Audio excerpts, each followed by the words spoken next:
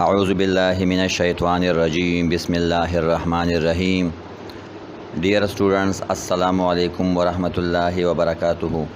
National College of Physical Education Mardan کے on line classes میں ہم آپ کو ایک مرتبہ پھر خوش آمدید کہتے ہیں.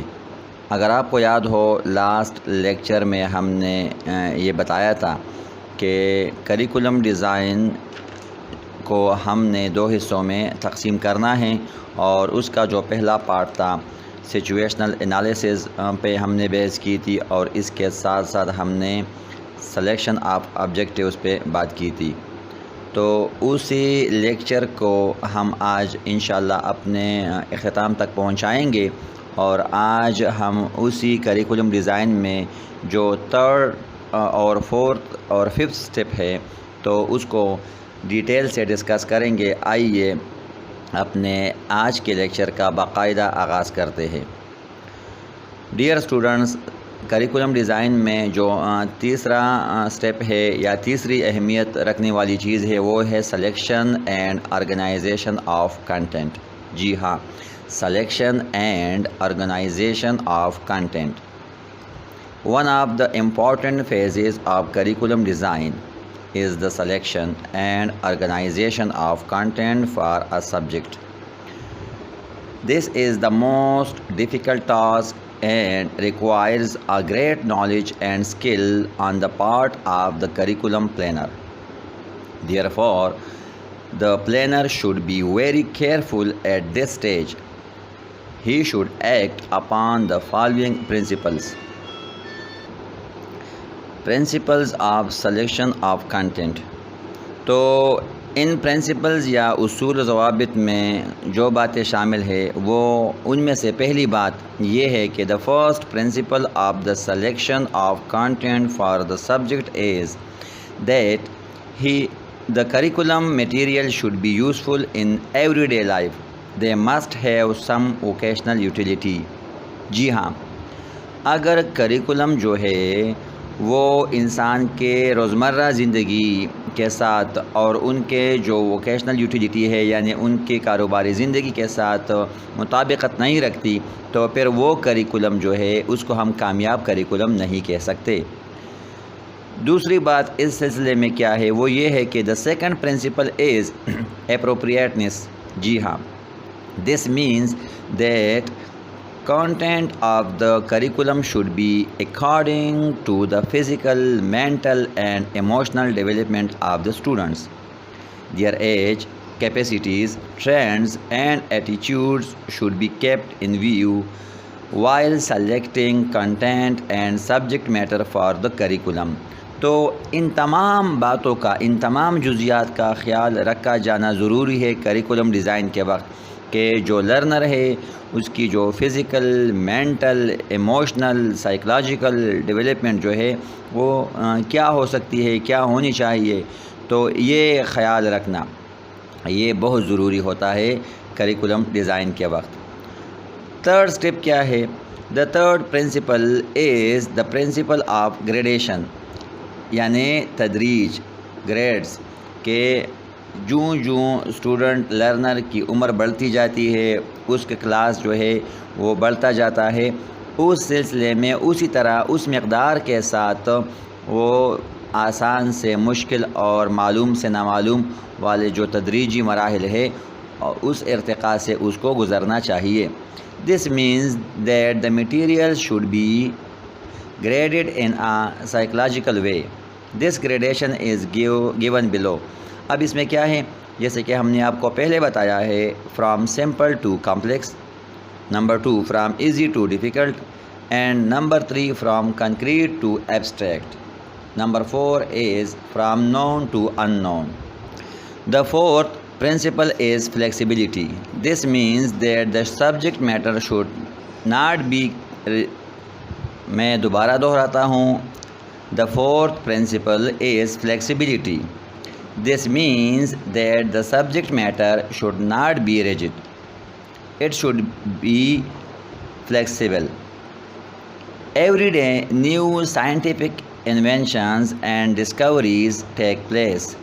New philosophies and ideas are presented.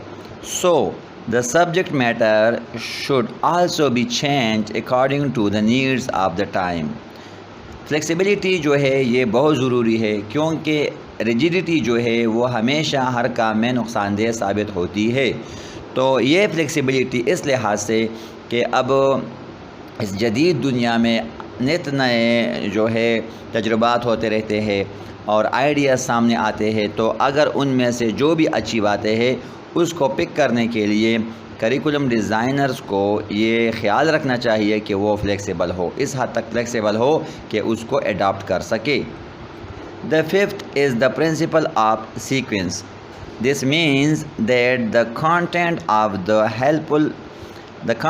of the curriculum should be arranged in such a way that one activity should be helpful for another one.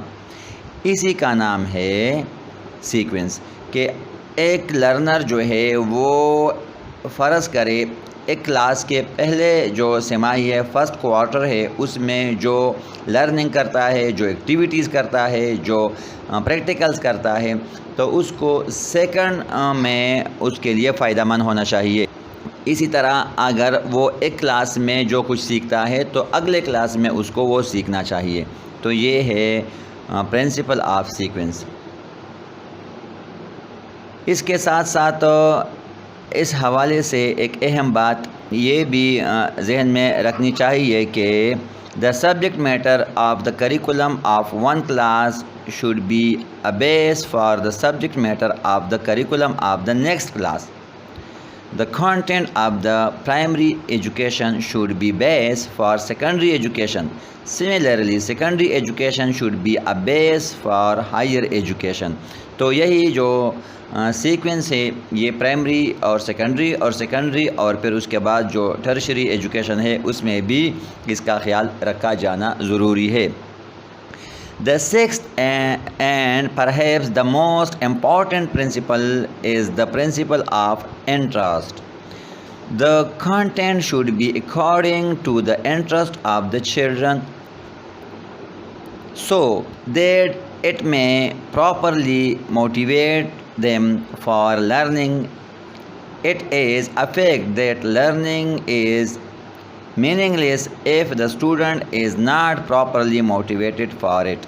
جی ہاں، یہ تمام باتوں سے اس لیے زیادہ اہم ہے کیونکہ جب ایک کریکولم ڈیزائنر سب باتوں کا خیال رکھے لیکن وہ اسٹوڈنٹ کی جو سائیکی ہے، اس کے جو انٹرسٹ ہے، اس کا جو ایپٹیچیوڈ ہے، ان کے رجحانات کا خیال نہ رکھے، ان کے انکلینیشن کے بارے میں کوئی غور و فکر نہ کرے، تو پھر وہ کریکولم جو ہے وہ تمام کا تمام مراحل سے گزرنے کے باوجود بھی وہ میننگ فل نہیں ہوتا، بلکہ پھر وہ بیس لیس بن جاتا ہے۔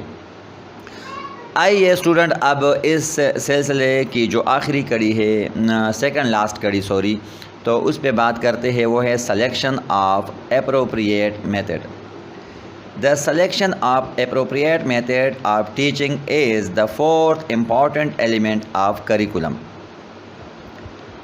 The role of the teacher in the process of learning is that of the backbone.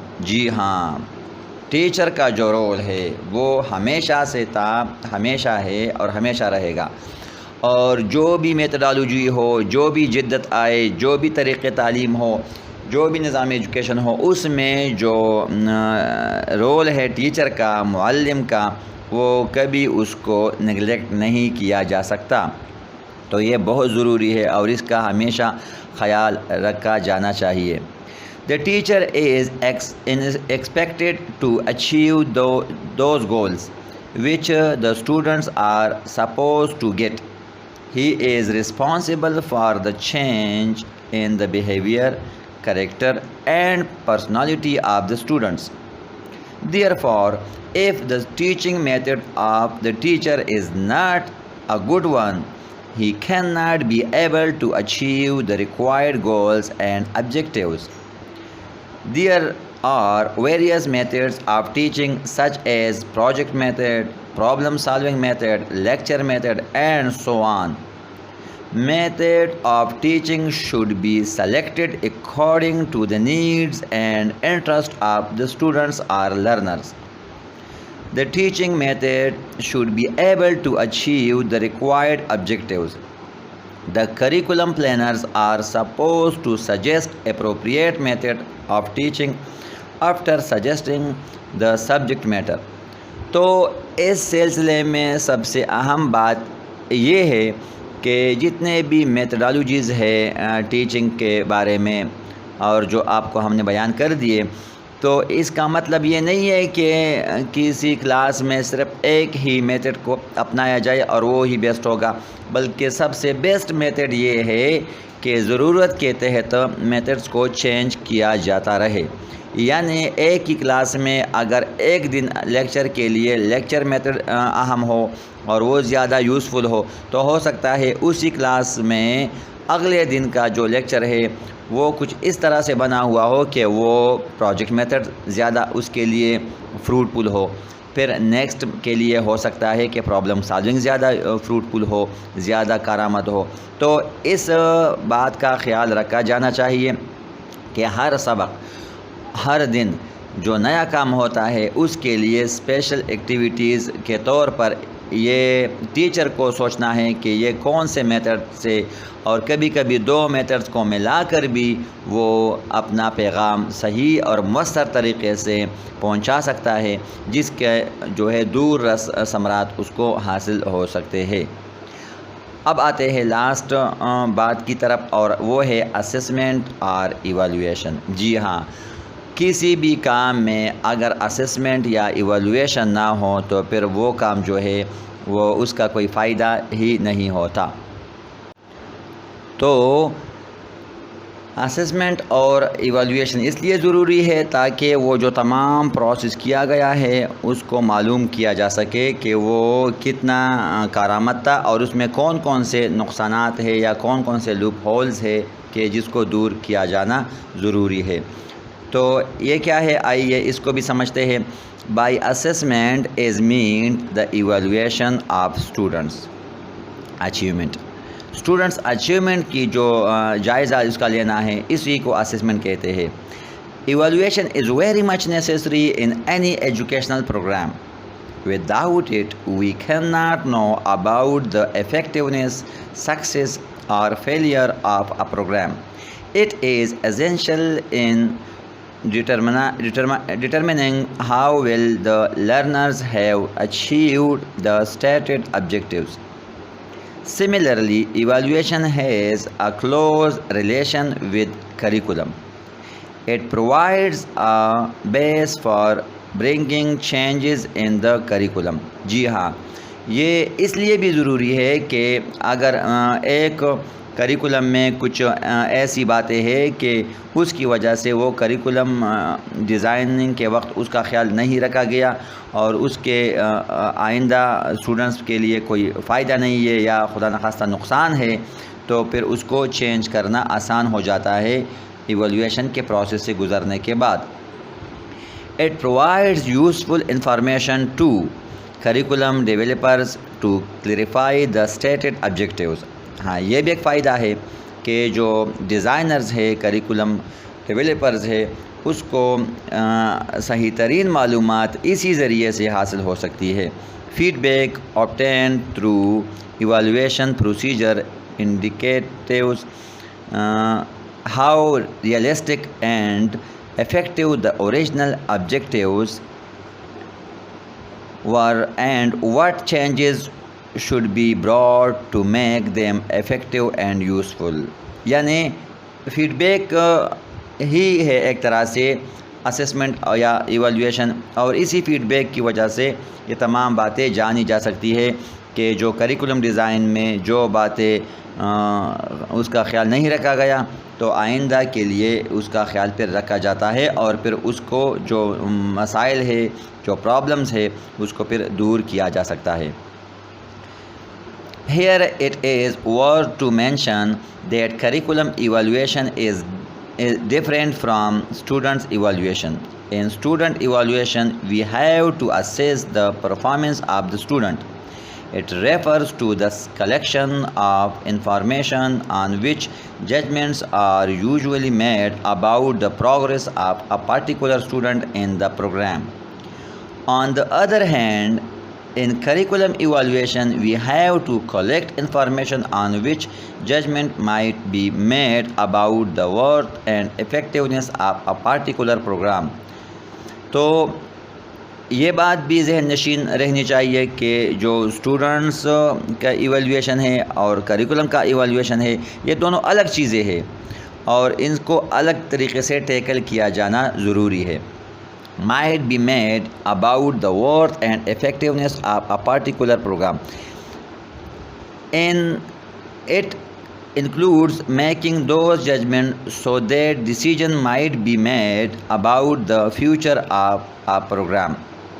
It helps the planners to decide whether to retain a program as it is, modify it, or throw it out altogether. یعنی curriculum کا جو evaluation ہے اس کے ذریعے سے 3 باتیں جو ہے وہ آپ کے سامنے آ جاتی ہے کہ کیا یہ جو کریکولم ڈیزائن کیا گیا ہے یہ ایسا ہے کہ اس کو ایز اٹ از رکھا جائے اور یہ بالکل ہر لحاظ سے ٹھیک ہے، یا اس میں کچھ موڈیفیکیشن ہونے ضروری ہے، کچھ چینجز لانے ضروری ہے، یا یہ مکمل طور پر ناکام ثابت ہوا ہے اور اس کو مکمل چینج کیا جانا ضروری ہے. تو یہ تمام باتیں سامنے آ جاتی ہے.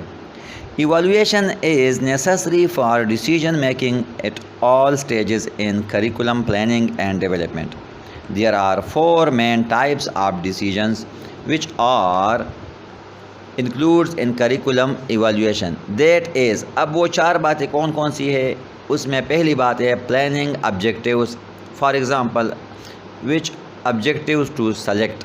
یعنی جو آبجیکٹیوز کی پلاننگ ہے اس میں یہ بات جو ہے دیکھی جاتی ہے کہ کون سے آبجیکٹیو سلیکٹ کیے گئے ہیں.